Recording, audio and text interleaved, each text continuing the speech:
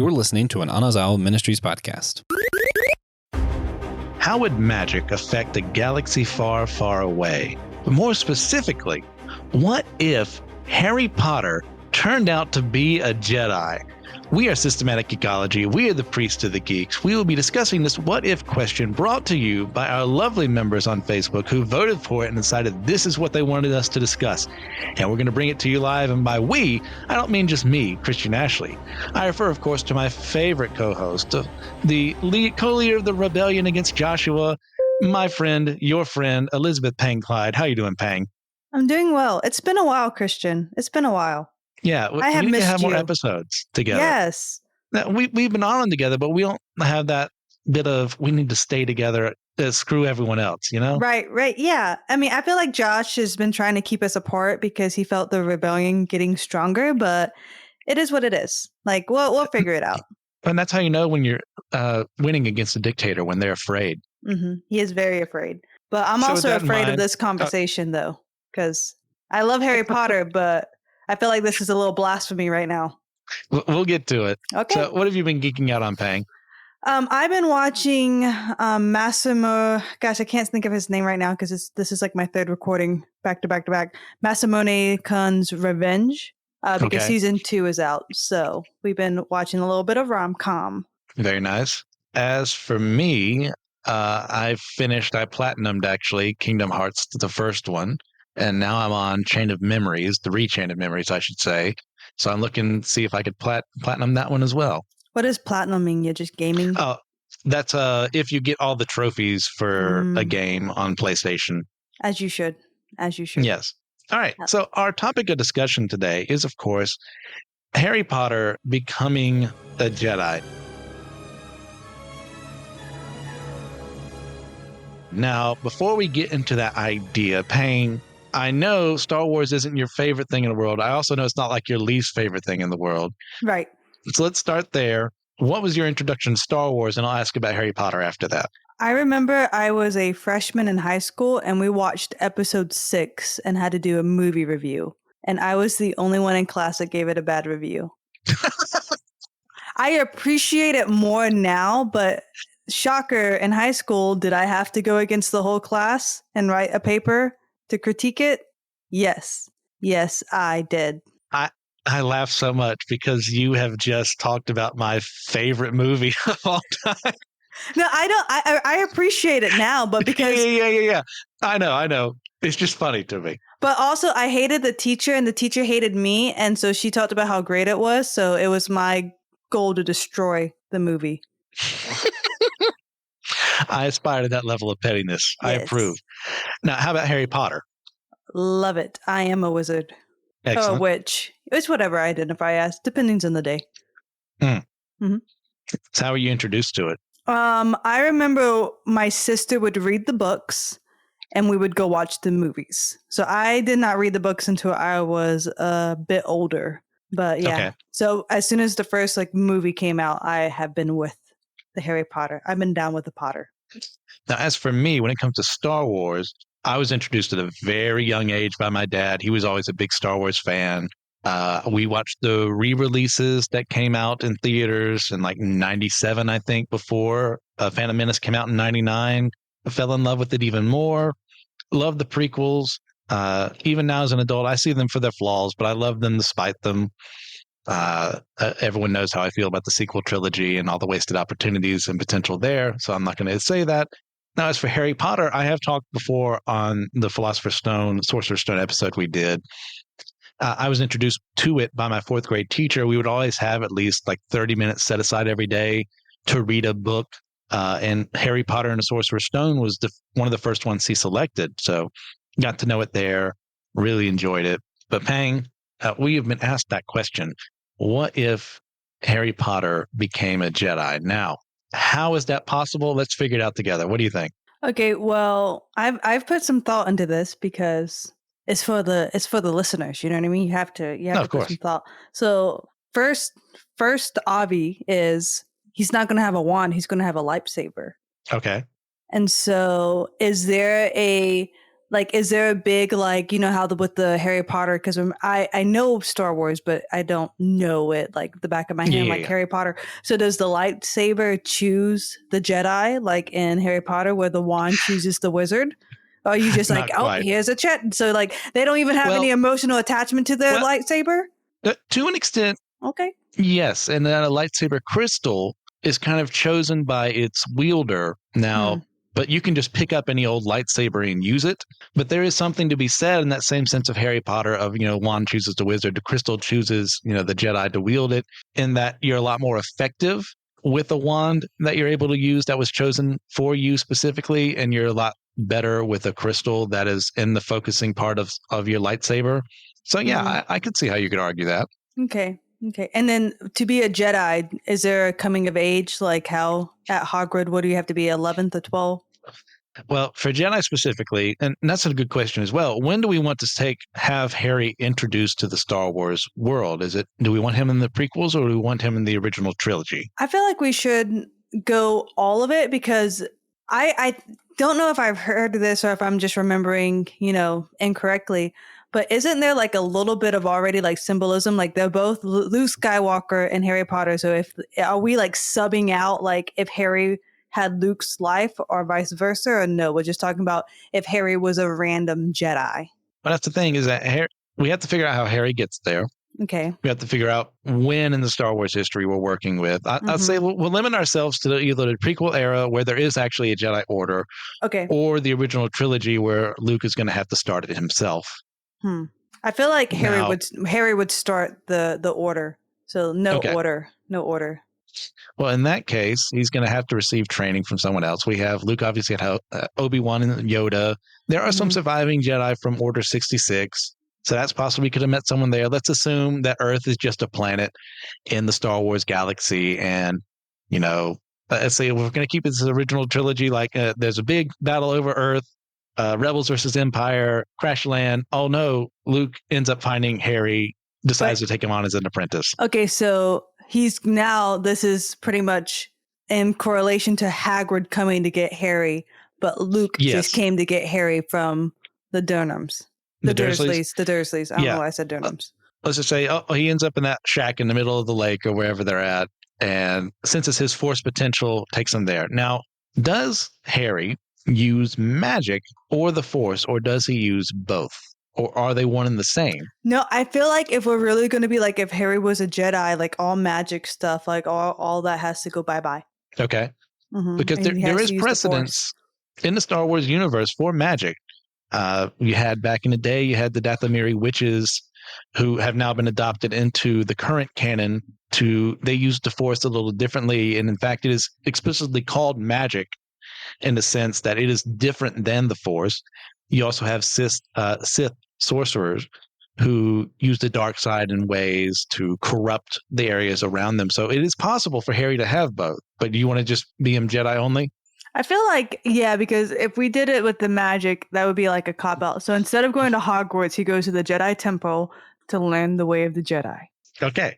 All right. So we are assuming original trilogy era. It is him and Luke figuring out the Force together, kind of like maybe mutual apprentices to an extent. Okay, so Luke is going to be Luke is going to be his Ron Weasley. Okay. Oh. All right. So Luke around this era is 18-ish at episode 4. So Harry would be 11. So there's a 7-year gap, but that's not the worst gap for friendship in the world, especially master student. So that can work. All right. So where to take it from there? So what do you think? Who's going to be the bad guy? Is it still going to be Vader, Luke? Vader. It's still going to be Vader. I mean, we're trading one V for the other. Voldemort for Vader. Okay. Oh, well, actually, that's a good question. Does Voldemort exist if Harry exists, assuming Earth is a part of the Star Wars galaxy in this scenario? Is it possible for Voldemort to make his way off of Earth? Because at this point in his life, he's not really a corporeal being. So, see, there's so many what ifs. Which is the whole premise of this episode, which is why I love when I get put on these what if episodes, because I'm like, I need to know. Like, I need to know this whole scenario. Like, I don't like creating it.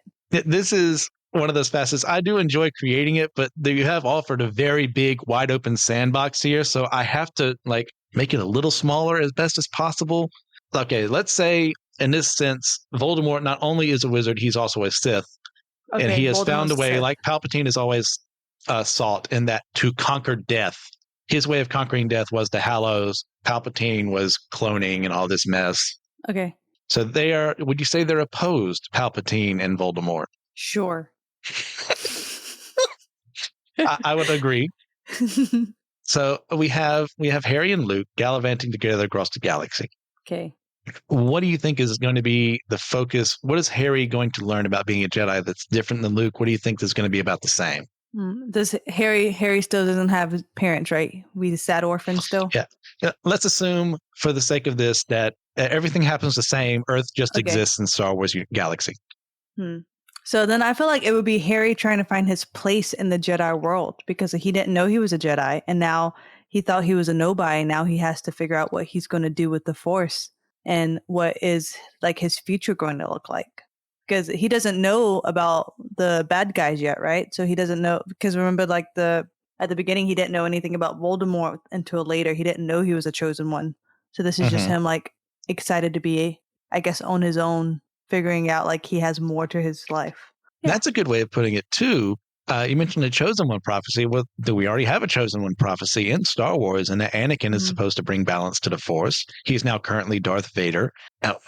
What is he going to do hearing about someone else out there in a similar fashion who's supposed to bring not necessarily balance, but to take down a great evil? Well, Vader himself is a great evil right now. He doesn't really see himself all the way there as evil, even though he knows who he is. There's still that little part of Anakin left in there.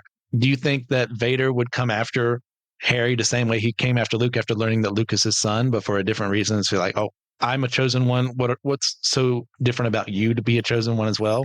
Yeah, I think he would, because whenever you go to the dark side, the dark hates light. And so I feel like he would want to crush out the light that is Jedi Harry Potter. Okay. Do you think he would want to turn him to the dark side like he attempts with Luke? I think so. Okay. Because he could use like his dark past and like, again, you know what I mean? Kind of like the feed into like, you're not born for greatness. You're an orphan. You're doing this, like come to the dark side. Ooh, that'd be very appealing to Harry in the sense of finding a place in the world. He doesn't have Ron and Hermione in this setting because he's left the Earth behind. All he's got is Luke. So maybe he's friends with Luke, Leia, Han, and Chewie. But he's also seeking for a family is something he does do in the books.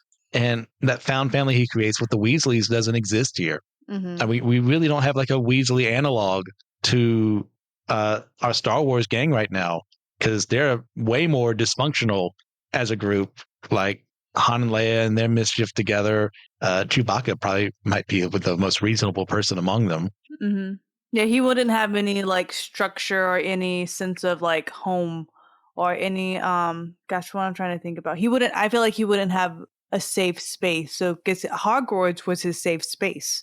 Yes. That's what he felt like it was home and stuff. So especially if he's on the road a lot, like learning the way of the Jedi, I feel like he's going to get really irritable. So especially too in that period of Star Wars, the Rebel fleet is having to move from system to system. They can't stay in one place for too long because the Empire keeps looking for them. Like that's how we open up Empire Strikes Back. Are the probe droids being sent out to find the Rebel base? And that's got to be hectic, especially for a child. Go ahead. Well, I was just thinking it's similar whenever it was was it 7, I think, whenever they were like running from the Magic Council doing the tent thing and like, the Horcrux, and they were super irritable with that. And that was when he was adult Harry. Yeah, I just realized I said Hallows earlier. I meant to say Horcruxes. It's okay. We got you. Yeah. Okay. So what is it about Harry that makes Vader come after him, want to turn him to the dark side? Is it because he also knows that Voldemort is out there and wants Harry for his own ends? I say it's just for Vader, the new prophecy is on him, and so he doesn't. I mean, if you like me personally, if I know I was like called to do something, like by God at least, and I refuse to do it, well, God doesn't need me. He'll use someone. And I see someone else walking in the calling I know was supposed to be mine, I'm gonna feel some type of way. So I'm sure Vader's gonna feel some kind of type of way that Harry's gonna be walking in the calling that he was originally supposed to do. All right. So in this scenario, do you think that Vader prioritizes reuniting with Luke or Harry? I feel like he wants to because Harry is the star, so I feel like he has to prioritize Harry because he's the chosen one. All right, so that being the basis for Vader choosing Harry over his own son is that mutual understanding. We are both men affected by a prophecy, by fate, by destiny, meant for something different than everyone else. And then I feel like by him thinking he can turn Harry, it would make it easier to get to Luke because he just got to, like if you want to get to someone, you get to their kids, get someone more vulnerable. So he's going after the more vulnerable person right now. So if we're following the films to an extent, there's 4 years of time that passes between episode 4 and episode 6. Mm-hmm. So that Harry is now around 15-ish. Okay. And we saw Luke would have been about 22-ish, if I remember correctly, during the events of Return. Let's say, so Vader ends up finding Harry instead of Luke, or does he find both of them at once? Depends on how epic we want the fight scene to be. I mean, it depends on a lot. And once again, that's the sandbox nature of this what if scenario, kind of, because you have to mesh two different franchises together, make them work. There's other ways we could have handled this, but I like where we're going because we have Voldemort out there. We have Palpatine and Vader out there. Does Voldemort work with the Rebel Alliance to try and get to Harry? Does he work with Vader and Palpatine to try and get to Harry? I feel like they wouldn't work together because they're both too egocentric for that. You know what I mean? I feel like they wouldn't. Okay. They wouldn't because it's two big top dogs. You wouldn't know who would be the head leader or the head bad guy. So I feel like they're going to have to fight that on two different fronts. Almost like how they have to fight Voldemort and the Ministry of Magic on two different fronts in the movies. Okay. So do you think in this scenario, does Voldemort attempt to either Imperious someone within the Rebel fleet to say, hey, you should let this guy, he knows about Sith stuff, he can fight against the Emperor? Yeah, that sounds good. Let's go with that. I feel like we have to choose stuff now. We've discussed oh, this sounds good. What if this? No, so now host one, you have to choose. Okay, let's go with that. But the point of collaboration like this is not just to have me say this is what's happening. I want you to have a place in this too. Well, I feel like if it was up to me, I would have chosen a romance. What if? But once again, the listeners failed me. We're fine. Well, maybe you can rally them next time and add them more options too about your romantic potentials. Yes. I know your heresy you've delivered. Next time we need to have it. What if Harry ended up with Hermione? Because I was just about to say. I'm still team that. What if we just hijacked the whole what if episode and just went for it? That actually does bring up a good point too. Does Harry have a love interest here? There's not really anyone. Chewbacca for him. Yeah, we'd have to make up one. So I think that question's kind of bunk. I mean, it's possible. I mean, you could maybe say that he meets Sabine or something like that. That's from Rebels, the cartoon. If you didn't know that, and maybe they have a fling. No, I don't think so. No, but, I say no. Let's remove that entirely. But which also makes to more of his angst because he has. With no family, he almost has nothing worth fighting for, making him more prone to go to the dark side. Yeah. I kind of like what we're hinting at here, and that Harry is going to fall. Yeah. At some point in time to the dark side. And that brings up the question, though, is that he's kind of had this almost brotherly, but at the same time, master and apprentice-y relationship with Luke. How does Luke factor into this? Does he go after Harry and try to redeem him the same way he does for Vader? I feel like attempts to do to Palpatine. Luke has to be his Dumbledore in this scenario, or maybe his Sirius. Okay. It has to be one. Which one do you want, Dumbledore or Sirius? Well, it'd probably be more to Sirius because Luke, remember, he's just 18 starting off, true. 18-ish in the fourth movie. Or Lupin. So Lupin was technically his first real teacher that taught him the defense against I like Lupin. Dark arts? We're going to go with Lupin. Okay, that's better.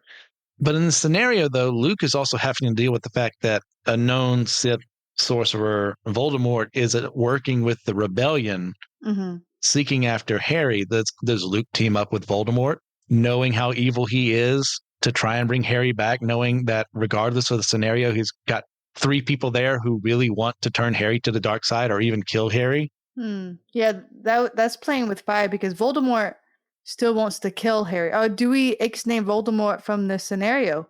Because if Harry's no longer a wizard and the prophecy's different, Voldemort can Well, just be... it could very well be the same thing, just changing the words around.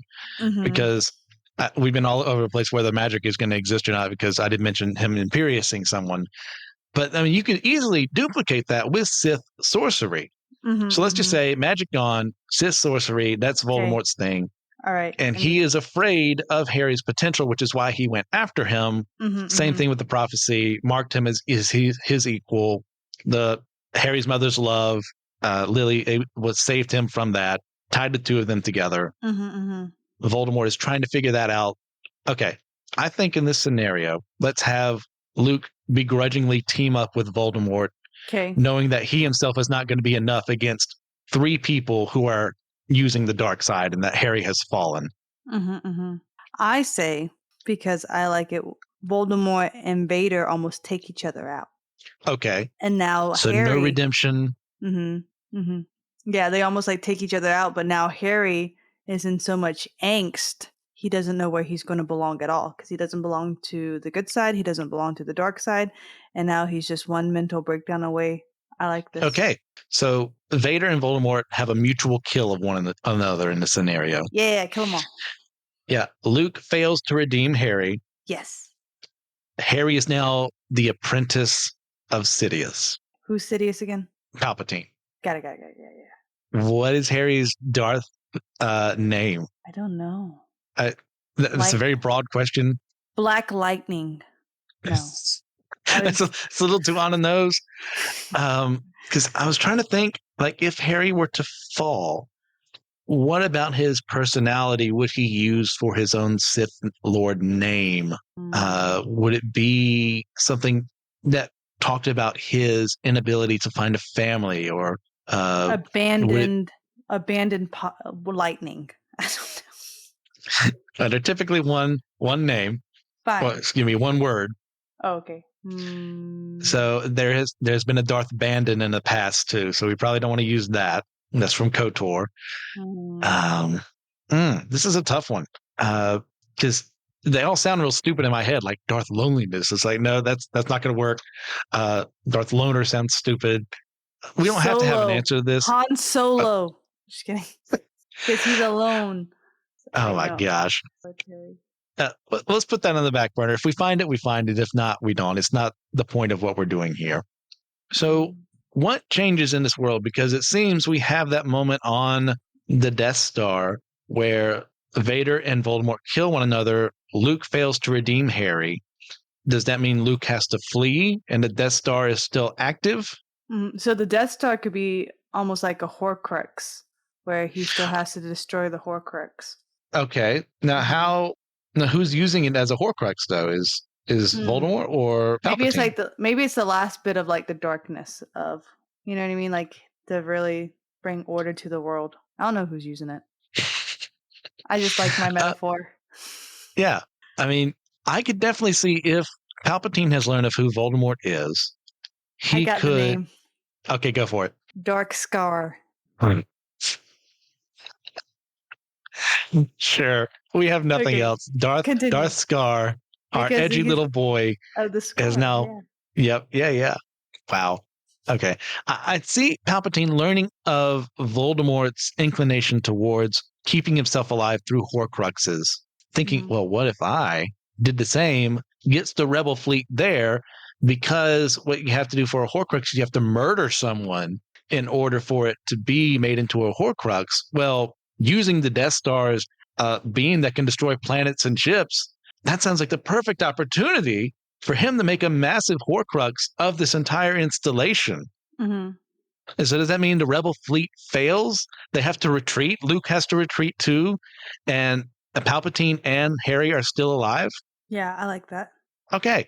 This creates a lot of disunity because that's when they're supposed to win. I like disunity. I like it when the good guys don't win. I'm a weirdo. Oh my gosh. You're perfect for this one then. Yeah. Okay, so how do we set up the scenario, though, where Harry in this situation comes back to the light? Does he have to? Yes. Oh, okay. This is still Star Wars. This is still Harry Potter. You can have your edgy little fan fiction elsewhere. But we're going to have a happy ending somehow here, and we're going to find it out together, Pang. Okay. Maybe he rescues a kid, and then he finds Okay. the family he was longing for. Because you got to think about like all the like animes and all that random stuff. As soon as they find like a kid from war or whatnot, then he's like, "Oh, this is maybe he sees a abandoned child that has a scroll on their forehead, and he sees him, and now he wants to live better." Okay. Amen. So one of Vader's jobs was essentially being Palpatine's enforcer out in the galaxy proper. So Harry now takes this job from Vader since he's no more. Mm-hmm. And this is his first ever mission actually doing it for Palpatine. Like, he's fallen to the dark side, but he's not totally there yet. He leads this village, is supposedly hiding like a rebel spy or something in it. He leads the village. They get wiped out except for this one family there. And you have that wrestling in Harry's spirit of, what have I just done? Like, I led the slaughter of these people. This child is the only one left. Does he take that child to raise as his own and says, oh, well, he's a survivor, therefore he's strong enough. That's his excuse. But his real reason is like, oh, I was that child once, and I just caused what happened to me to someone else, and I'm conflicted about that. Yeah, I think he has a revelation of like, I was once an innocent child, and look at what, and he almost has to face like he's the enemy. Like, once he sees the innocence of the child, he realizes how like tainted he is, and he needs to do atonement. Okay. But how does he deal with this though? Because he knows Palpatine by now. He has to go to therapy. Therapy doesn't exist in Harry Potter or Star Wars, very unfortunately. Dang. But I think what might get him to realize that he actually has affection for this child beyond what he lies to himself about, and say, oh, well, he's just me, and I want another me to raise. I want him to turn out better than me, or something like that, is confrontations with Luke, who is attempting over and over again to bring Harry back to the light side, away from the darkness. And in the midst of the battles, multiple battles they have, Luke realizing who this child is, nameless child we've just invented from whole cloth that doesn't exist in Star Wars proper. But you know what? Who cares? We're doing whatever we want. I can see Harry like in his dark cloak and stuff with the baby, trying to give him to Luke and be like, raise him to be in the light. And Luke was like, you do it. And then Harry was like, I am the light. Okay. Mm-hmm. That's what I see. So in the middle of one of their battles, the child is threatened. Luke realizes that. Our Darth Scar here recognizes that. God help me. And realizes, oh, if I keep him around me, he's just going to be manipulated like I was by Palpatine. Luke, you take care of him instead. Luke's no, they're still good in you. Raise the child and leave the Empire behind. Mm-hmm. Okay. So this leaves Palpatine without an apprentice. No, it's going to be the child. Oh, sorry, what? Right? I mean, why can't we just use the child? He's already there. No. In this scenario, you were saying that Harry's going to raise him. Who? Oh, yeah. Well, Harry's raising the child. Yeah. So Palpatine does he need an apprentice? But that's Can't part of the he retire? The rule of two with the Sith is that there's always a master and an apprentice, one to have the power to wield it, the other to crave it. Oh, yeah. So, you sure he doesn't want to retire? I think he's tired. No, Palpatine's goal is always to be number one. He wants to subvert the rule of two and just basically be the only person in charge, to give someone the illusion that they could one day become in his position.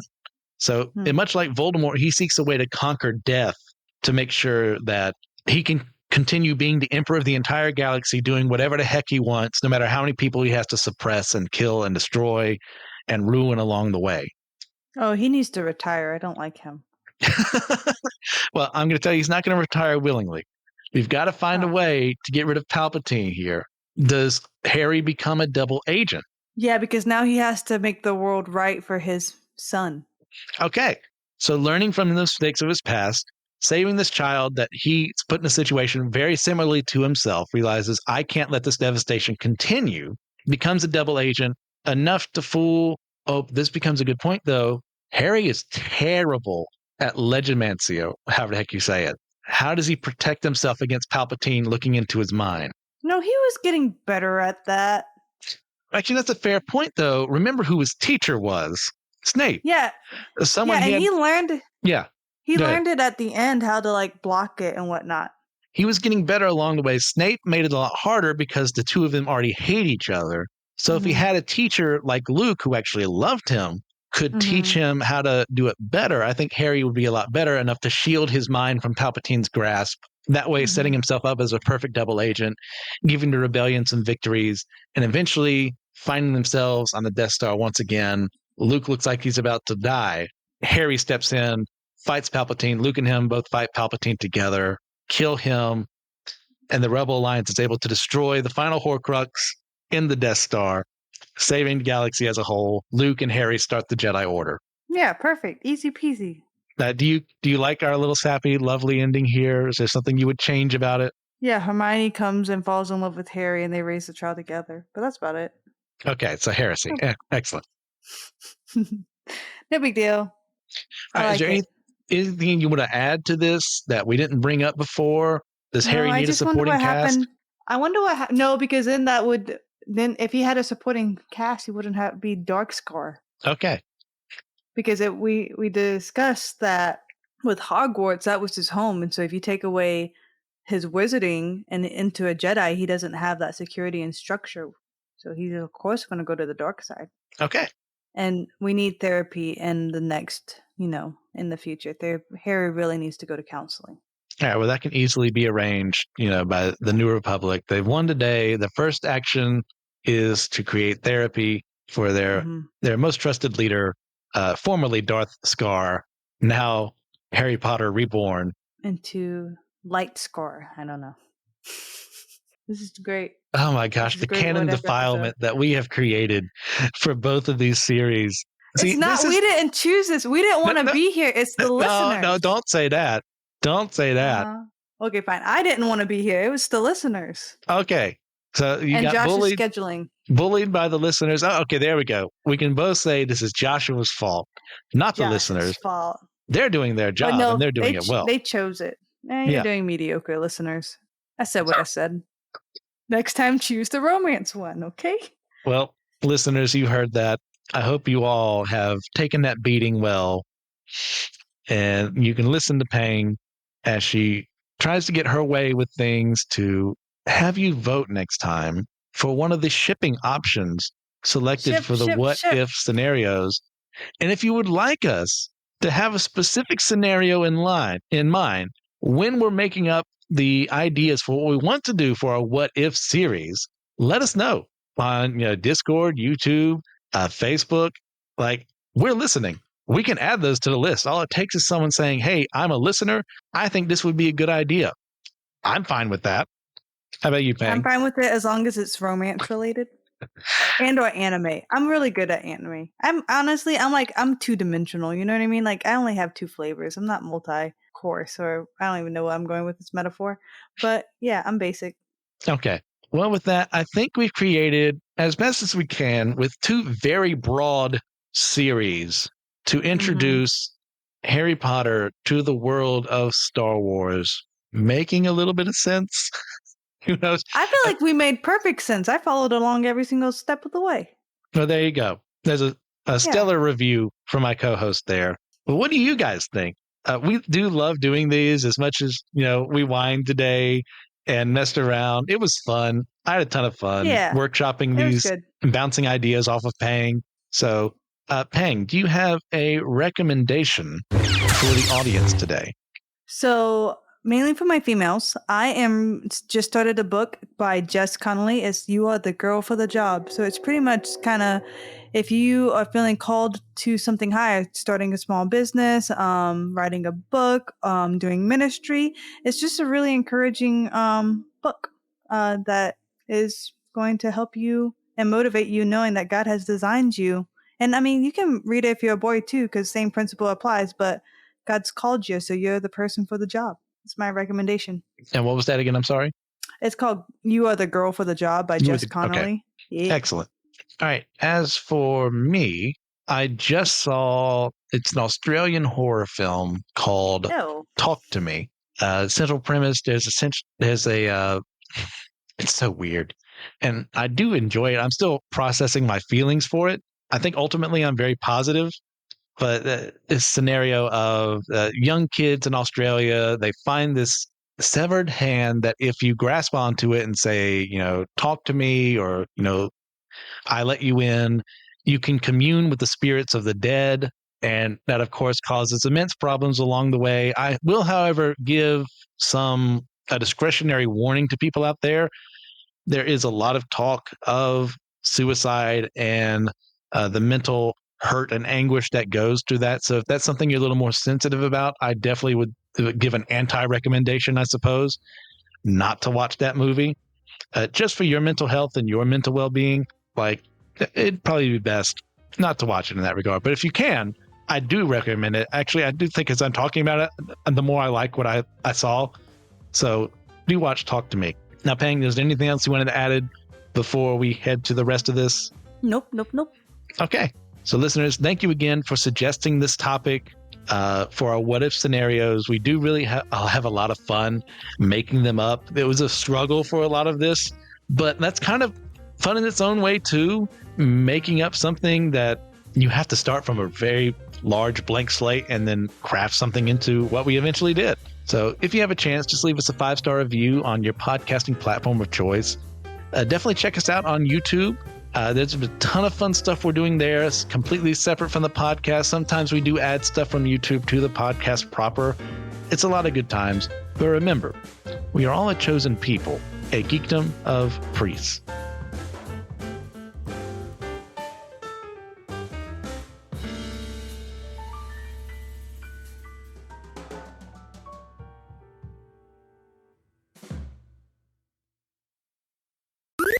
This was an Anazao Ministries podcast. If you enjoyed this show and would like to learn more about our network, be sure to check out the Anazao Ministries Podcast Network.